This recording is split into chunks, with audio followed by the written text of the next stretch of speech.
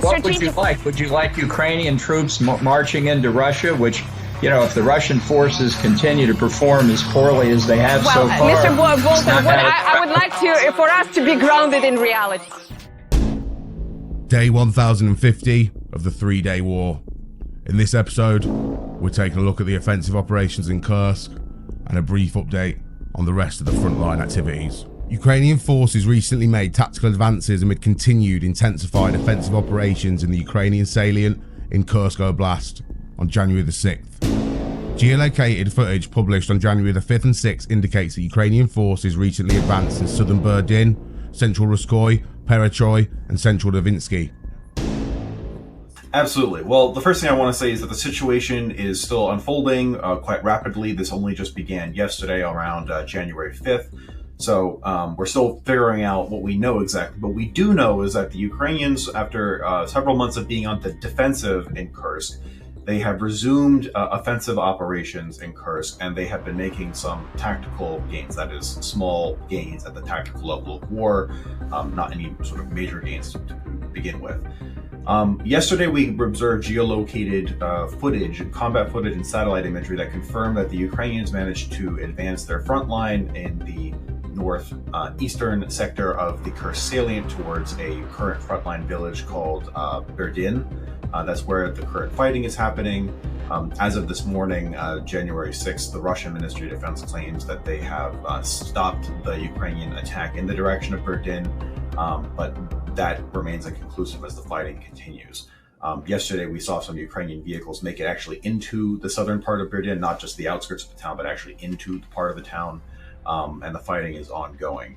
The Ukrainians are also pushing on a corner of the southwestern portion of the salient, as well as a southeastern portion of the salient. Russian sources have been warning for many weeks and months that the Ukrainians would be preparing to conduct a new offensive operation in winter 2025, and many Russian sources are hesitant to describe this current Ukrainian attack in Kursk as being the new offensive. They think that this could be condition setting or perhaps a diversion, and that the actual Ukrainian offensive could occur either in a different tactical area within the Kursk salient or in an entirely different area in the theater, for example, in Zaporizhia, near Pokrovsk, or in other places. So, and I am hesitant personally to make the call that this is going to be the main effort. Generally, the scale of the attack is relatively small. What we're seeing in the combat footage are, small units, platoons, maybe groups of 5 to 6 mechanized vehicles at a time. And it seems that the attacks in Kursk for now are at the battalion level. So maybe the Russians say that the Ukrainians are using, between 2 to 3 companies so far. So this is pretty small scale for now. But so that leads credence to the argument that this is probably just the opening sequence for something larger, but that is to be seen. I mean, that is, I suppose, the crucial question, and it is obviously too early to tell whether this is just a diversionary tactic or whether this is the start of something larger. But in a way, I suppose, from Ukraine's perspective, that uncertainty is helpful. If you keep the Russians guessing, that's a good thing. Absolutely, James. I mean, you want to achieve operational surprise. You want to have your adversary not know how to effectively respond to you in any event.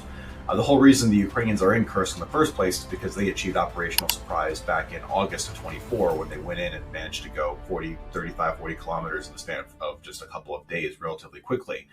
And so keeping the Russians guessing, keeping them on their toes, not making clear where is going to be the main direction of Ukrainian attack, be it in Kursk or elsewhere, that is how you help increase the chances of you having a successful operation at the end of the day. What will be the key things you'll be monitoring in the ISW over the coming days to see what exactly Ukraine is trying to achieve in Kursk? Exactly. So what we're going to be looking at very closely is, of course, the evolving control of terrain on the ground. We're looking very closely at the tactical objectives that the Ukrainians set up for themselves. So that is what strong points they want to seize, what ground lines of communication, roads, highways, logistical nodes, crossroads between towns, etc. do they want to go for? When will the Ukrainians send their, to what extent do the Ukrainians actually have viable reserves? That's a big research question, and it's completely unclear to us. To what extent will the Ukrainians deploy their reserves and try to go for exploitation? The current small scale of the attacks could suggest that this is actually not the main combat body. These could just simply be reconnaissance elements that are doing what we call reconnaissance in force. You send a small fighting force up to go engage the adversary, collect information, and learn about how they fight back to tell the main body of forces, and then you send the main body of forces in. Or this could just be the main attack. But to what extent do the Ukrainians actually have a prepared, main frontal attack force or a follow-on exploitation force prepared to go into this? And what are the Ukrainian objectives? The other thing is going to also, of course, for us be, how do the Russians respond? Depending on what kind of reserves the Ukrainians have, what implications and requirements does that impose on Russia to reinforce this Kursk area of operation? Of course, we've got a lot of media coverage in recent months about how the Russians have reinforced Kursk with roughly a division, 10,000 infantry from North Korea, and how that's changed the nature of this war. But beyond that, will the Russians have to deploy even more forces? Speaking of those good old comrades, the North Koreans, now I can't confirm this, but this is reportedly North Koreans forcing civilians out of their home in Kursk as they try and take cover from Ukrainian bombardment. Bit of brotherly love, huh? The Ruski Mir. Still in Kursk, what you're watching now is a Ukrainian striker vehicle in Kursk that reportedly has run out of ammunition. So the driver decides, no issue, let's just run these fuckers down. And he proceeds to chase the Vatniks all over this field.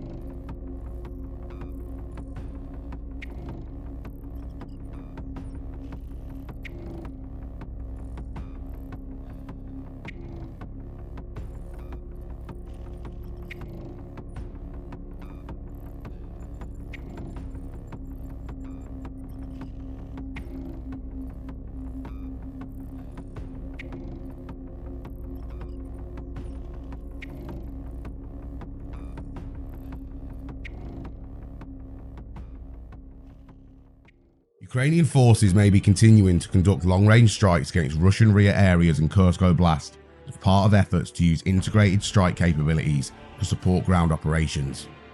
Geolocated footage published on January the 5th indicates that there were audible explosions near the Russian Central Aviation Technical Base, Military Unit 13830 in Kursk City. The Institute for the Study of War cannot independently confirm if Ukrainian forces successfully struck the base. A Russian military blogger claimed on January the 6th that Ukrainian forces targeted Russian forward and rear positions in Kursk Oblast with missiles several times. The Russian Kursk Oblast operational headquarters claimed on January the 6th that Russian forces destroyed 2 Ukrainian missiles over Kursk Oblast.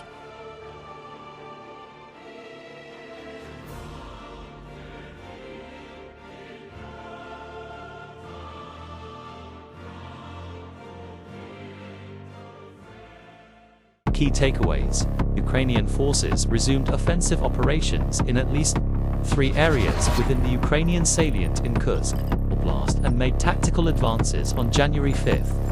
Russian forces also advanced southeast of Sudza and counterattacked against intensified Ukrainian attacks southeast of Korenivo and north of Sudza. On January 5th, Russian sources expressed concern about the Russian military's ability to react to Ukraine's ongoing combined arms efforts to integrate electronic warfare and long-range strike capabilities with ground operations. Russian forces recently advanced east of Pokrovsk amid renewed offensive operations in the area, likely aimed at supporting the envelopment of Pokrovsk from the northeast. The recent intensification in the Russian 41st CAA's area of responsibility east of Pokrovsk indicates that the Russian military command is still considering the envelopment of Pokrovsk as one of their key operational objectives in this area. Russian forces may also be exploiting comparatively weaker Ukrainian defensive positions further east and south of Pokrovsk as part of an ongoing effort to seize any territory, regardless of such territory's relative tactical insignificance. Elements of the Russian 5th Motorized Rifle Brigade,